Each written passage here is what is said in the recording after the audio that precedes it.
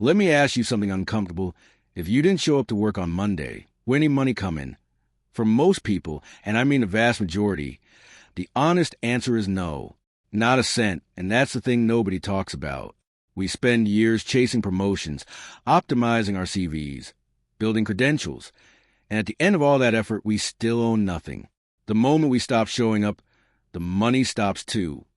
Today I want to talk about why that is, what most people get completely wrong about how income works, and most importantly, what you can actually do about it, starting this week. The topic today: stop renting your income. Own it. Now. I want to be clear up front. This isn't an anti-work video. This isn't me telling you to quit your job tomorrow. In fact, I'm going to tell you the opposite later on. This is about understanding a fundamental distinction that most people never stop to examine. The difference between renting income and owning it. And once you see it, you genuinely cannot unsee it. You don't own your income. You rent it. The moment you stop showing up, the payments stop. That's not wealth. That's a subscription with no cancel button. Think about that phrase, a subscription with no cancel button. Your employer can cancel it. A redundancy round can cancel it. A health scare can cancel it. An economic downturn can cancel it. You, on the other hand, cannot pause it, sell it, or hand it to someone else. You can't retire off it unless you've built something separate from it. That's the trap. And most of us walked into it willingly, because we were never shown there was a door. Part 1. The illusion of the salary. Let's get into the mechanics of why a salary feels like income, but functionally operates more like a rental agreement. Here's the core framework.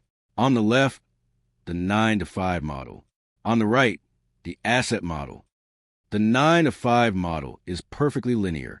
Time in equals money out. Full stop. You put in 40 hours, you receive a payment.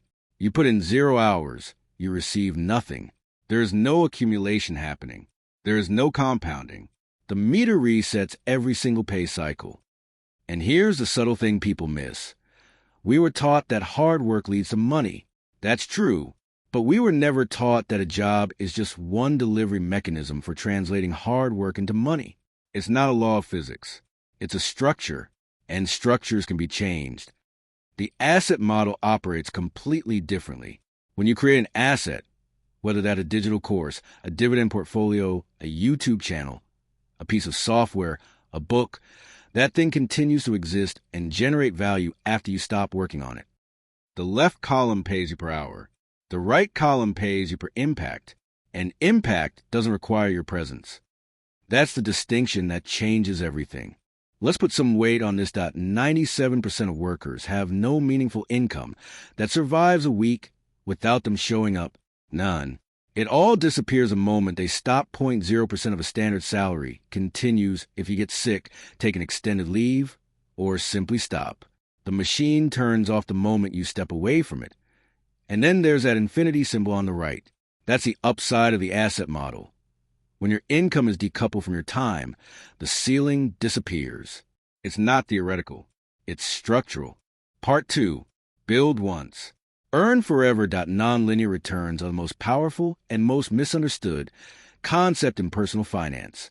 Let's break it down. Think about what happens when you write something once and publish it online. That piece of content, whether the video, an article, a course module, exists permanently. It can reach one person or 1 million people. The effort you put in to create it doesn't scale with the number of people it reaches. That is fundamentally different from a job. A job pays you for the hours you showed up. An asset pays you for the value it delivers. And value delivery doesn't require your ongoing presence. 1 hour of effort in a job produces 1 unit of pay. 1 month of effort building an asset could produce years of returns. That's not magic. That's just how nonlinear returns work. And most people spend their entire careers ignoring this. So what does this look like practically? Digital products, courses, ebooks, templates, tools. You build them once. They sit on a platform, and every sale that happens while you sleep is the asset delivering value without you. Dividend portfolios. Every dollar you invest is a tiny asset that wakes up every morning and goes to work for you. You don't have to be present. The capital does the labor. Content libraries.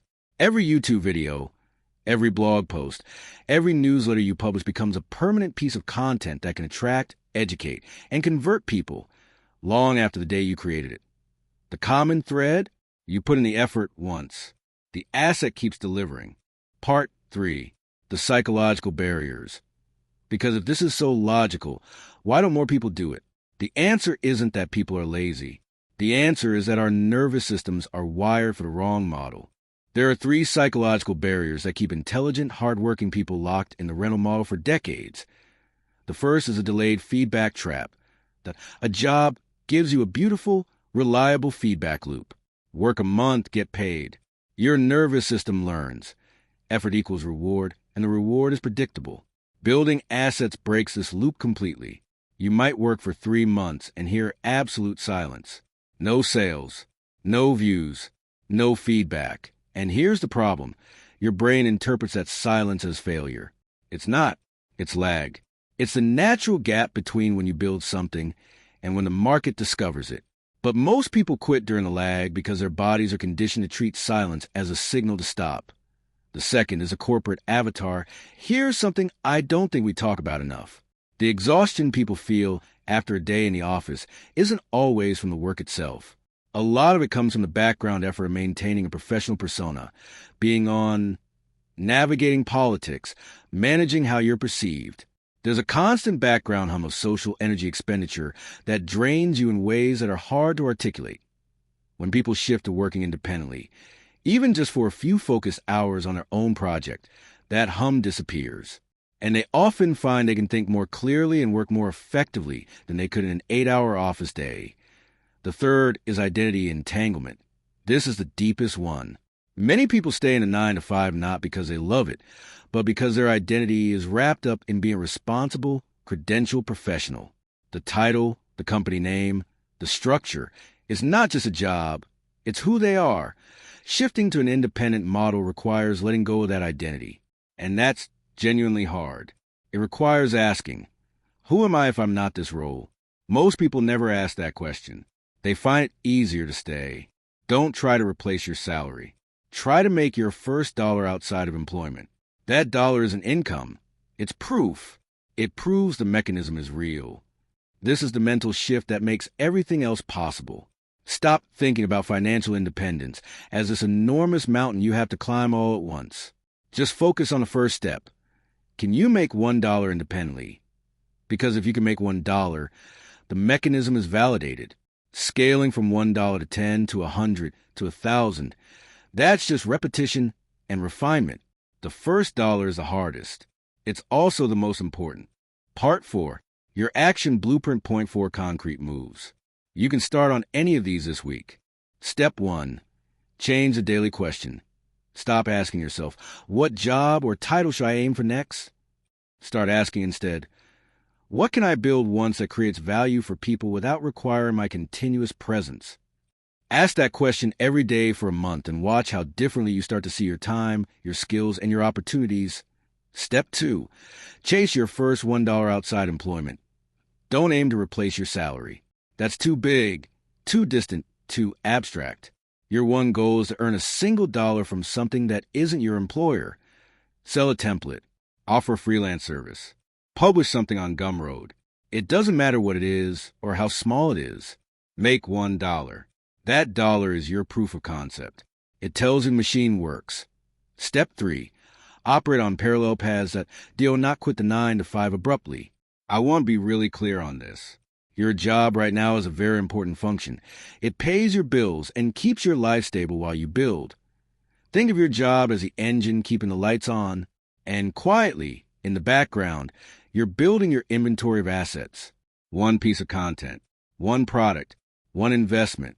No drama, no announcements, no risk. Just patient, consistent building alongside your existing income. Step 4. Fail forward relentlessly. That if you launch something and it sits in silence for 3 months, that's not failure. That's data. Something in the packaging, the pricing, or the message isn't connecting yet. Adjust it. Try again. The market will eventually tell you what it wants, but only if you stay in the game long enough to hear it. Treat every quiet period not as a verdict, but as a calibration exercise. I want to leave you with the question on the screen. What can I build once that creates value without requiring my presence? That's the question that separates the people who eventually own their income from those who rent it forever. Most people never ask it. They're too busy optimizing within the system they're already in, aiming for the next raise, the next promotion, the next title. And those are fine goals. But they're goals within a rental model. They don't change the fundamental structure.